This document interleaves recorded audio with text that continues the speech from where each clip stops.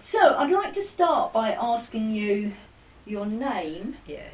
when you were born, Yeah. so that can be the year or the decade, whichever you prefer, Sure. and where you were born.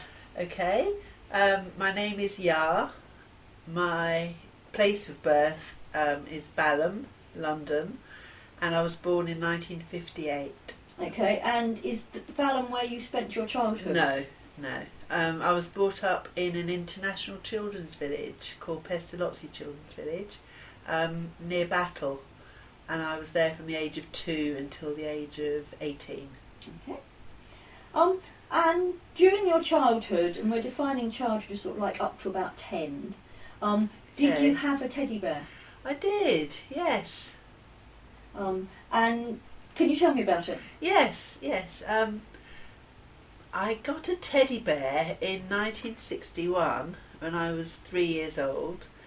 I remember it very well. And I got the teddy bear because I had to go to hospital when I was 3. I had something called acidosis, and I had to spend, I'm not sure how long, it was probably about a week in hospital. And my mum bought me the teddy bear while I was in hospital.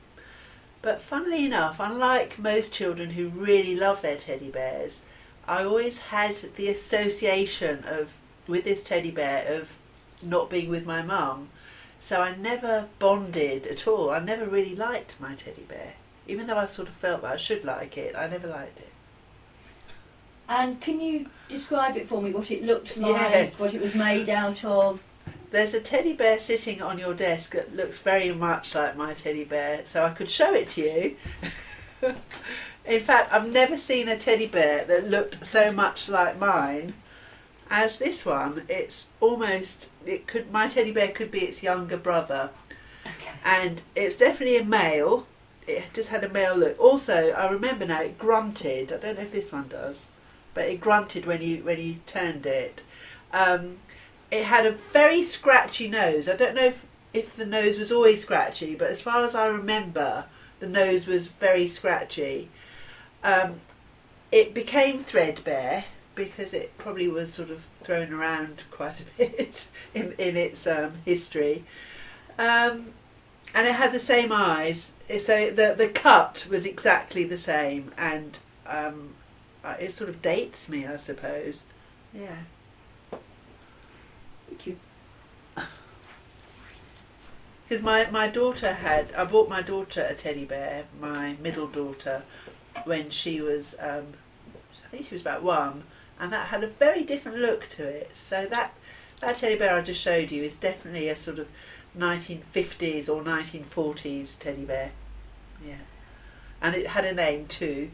Yeah, Klaus. Yeah, I think my mum named it, and my mum was German, so all my dolls and my teddy bear had German names. Yeah. So did you play with your bear? I can't really think of my teddy bear outside of the context of my dolls, because I did play with them all together. Yeah. And I was more fond of some of them than I was of others. And as I said, my teddy bear wasn't the one that I was fondest of. But it was the biggest of all of them. So it was the oldest in my imaginary games. They all had different ages. So if I asked you how you felt about him or how important he was, is your answer going to be not very? Well, I've still got him, so I suppose that does say something. I mean, he's up in the attic in a box. His mouth is sewn, yeah, and it's come undone. So at some point I might get it sewn up, but at the moment he hasn't really got much of an expression. Yeah.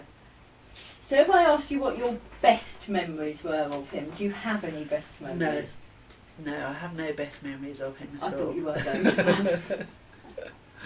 So you've already mentioned dolls. Yes. That you played with dolls. Yeah. So tell me about your dolls. Okay. Oh gosh. I mean, this is where I could just get very, very boring, because I could tell you an awful lot about my dolls. I could tell you all of their names. Actually, I think I still remember all of their names.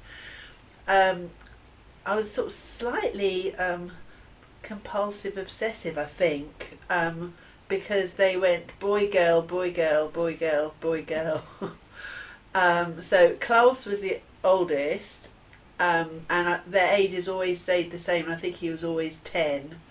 And then Petra, who was a very pretty sort of German doll. She was sort of the most classy, the most expensive.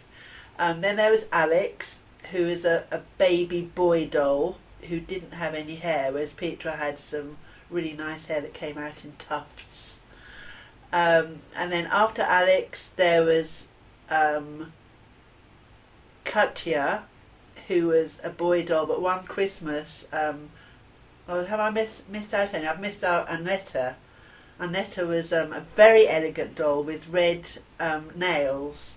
Yes, so she was very classy. And she was actually responsible for a marriage.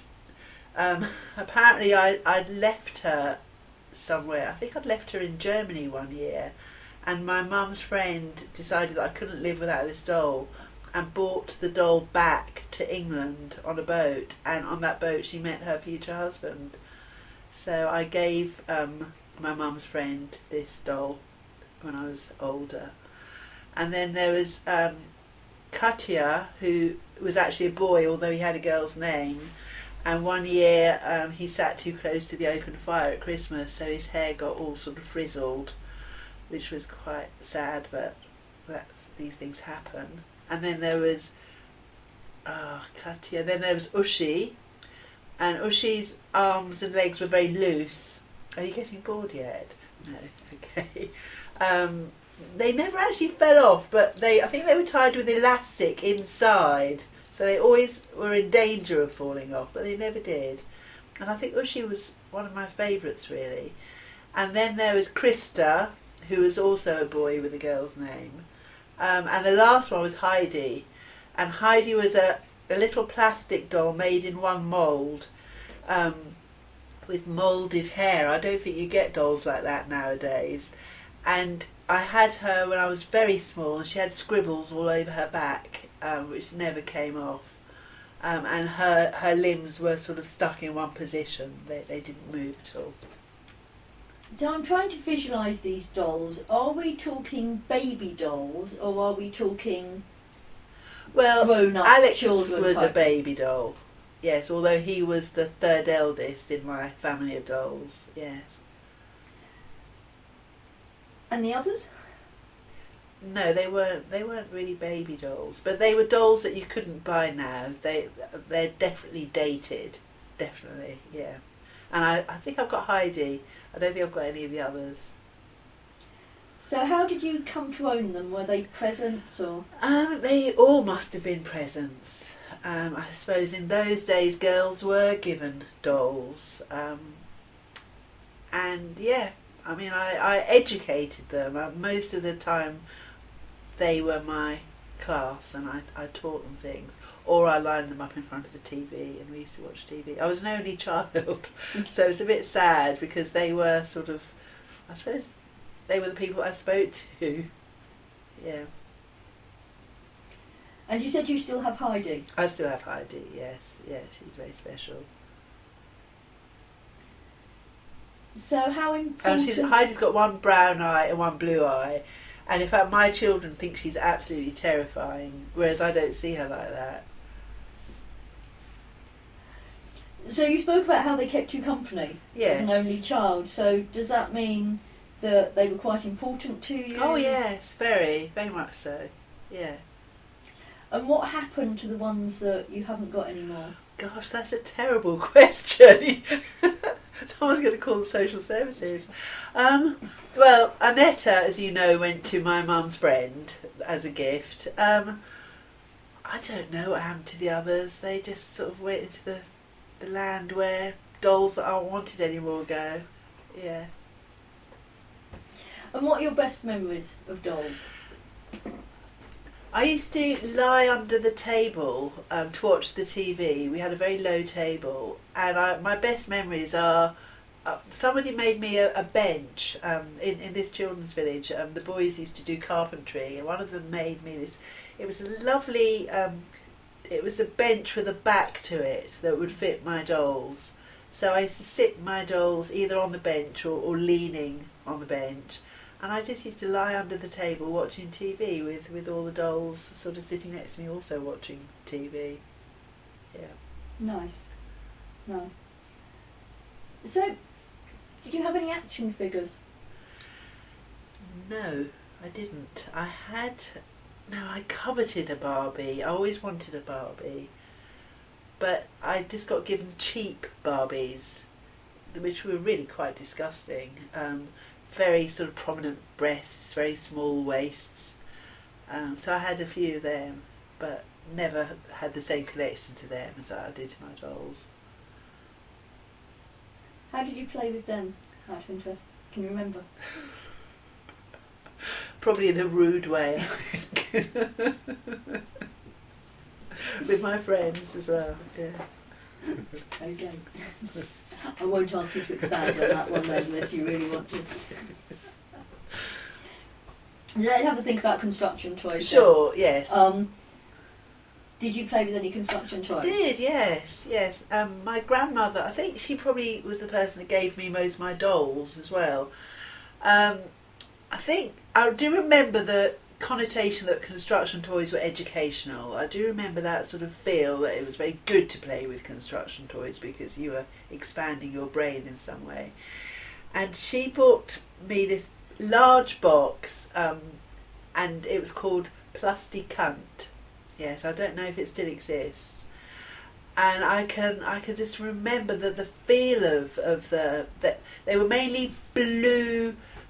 I don't know how to describe them. They had 3 prongs, or they had 4 or 5 prongs, or they were bars, and you had little yellow bits that fitted in to join them together. So, for example, you might have a blue bar here and a blue bar here, and by putting the little yellow bit into the hole, they would join together, like macaroni, like putting something in 2 sticks of macaroni. But then if you had 2 prongs, then you could make a square, and you might have 3 prongs, so you can make something 3-dimensional as well. Am I explaining that? And also you had wheels, so some prongs had a little tiny prong coming off them, and you could fit a wheel on that, and then you had a little yellow sealer prong that fitted the wheel onto that properly. So yeah, it was nice actually. I used to quite enjoy playing with that. Yeah. And what did you make out of it? Cars. I think mainly that's what I remember making. You also had plastic squares. So if you made a square, then the plastic squares fitted into the square to give it a sort of a surface. Got you. So I think there was some houses that I was trying to remember what I made, but it's really hard to remember. Mainly cars, I think. Yeah. I had lots of Matchbox cars and Corgi cars as well. Well, just take you back to the construction toy because I've never heard of it. Where did it come from? It was a German. Is it German? Plusty Cunt, yes. Yeah. It'd be really interesting to find out whether it still exists. I'll look it up. Tell me how to spell it later. Okay, I will. Yeah. So, any other construction toys? Lego. Yes, I used to play with Lego. Used to make houses out of Lego. I always found Lego slightly frustrating. Never quite made the things as wonderfully as the potential. I don't know, it used to get a bit boring sometimes.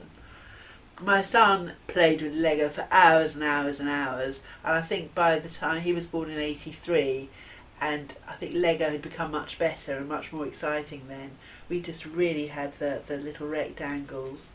And I think we had trees as well. I think I remember we had trees that you could put onto these grey platforms. I was very pleased when my son played with Lego. So that same feeling that it was educational somehow. But I can't say I was ever that attached to Lego. Do you still have any of your construction toys? No, they've all gone. Best memory of a construction toy? Do you have one? No, what I do remember, and this is a bit sociological, I remember that boys used to play with Meccano, and it somehow wasn't right for girls to play with Meccano, but I always thought it looked quite interesting. You could make really big cranes and things with Meccano, and you could do sort of physics. You could winch things up and stuff like that. But I don't suppose I was ever quite interested enough to play with it, or maybe I felt it wasn't my place to play with it. Well, that was going to be one of my questions actually, was whether you ever wanted a doll or a bear or a construction toy that you couldn't have. So did you actually want Meccano but couldn't have it, or? No, the only thing that there were two toys that I wanted. Are you interested in those? Because they're neither dolls or bears or construction toys. Anyway. A pedal car. I feel in a way my childhood has been blighted by not having had a pedal car. I really, really wanted a pedal car. I suppose I didn't ask strongly enough, or maybe they were too expensive. And the other thing was a hobby horse. I really wanted a hobby horse, and again, I never had a hobby horse. I used to sort of play on a broom sometimes and imagine it was a hobby horse, but I wanted one with a horse's head and a mane. Didn't get one, no one made you one? No. Did you ask anyone to make you one while they were making the chairs? No. I was very lucky to have that lovely chair made, and I've also somebody made me a crib for the dolls, a rocking crib, which was beautiful, really lovely. So, out of interest, thinking about where you grew up and them making you a crib and a chair, did you ask them to make you things, or were they just? No, they were just gifts. Yeah, I mean, I was lucky because most of the children were about 10 years older than me, so I was like the young child, and I lived with my mum, whereas they all lived without their parents. So I suppose I was a bit of a sort of surrogate sister to them, and they used to be generous to me and be kind to me, so that was nice. Yeah. So we've covered quite a few things, but is there anything you can think of about dolls, bears, construction toys that you haven't mentioned? I think one of the things was that when I grew up, I had a pram. I had a pram which was lovely, with a red hood to it, and that was great because then you could take your dolls and push them outside, so that gave them a whole sort of new lease of life. But it was very much that girls played with dolls and boys didn't play with dolls. And I think probably dolls were the one toy that was really gendered. I wanted a pedal car, I didn't get one. Maybe I would have done had I been a boy. But boys just did not play with dolls. Whereas when I had children, I was able to give my boys dolls and enjoy them playing with dolls, although they still did prefer the trains and the cars. Yeah, I think that's it. That's the only. I think I've told you everything else.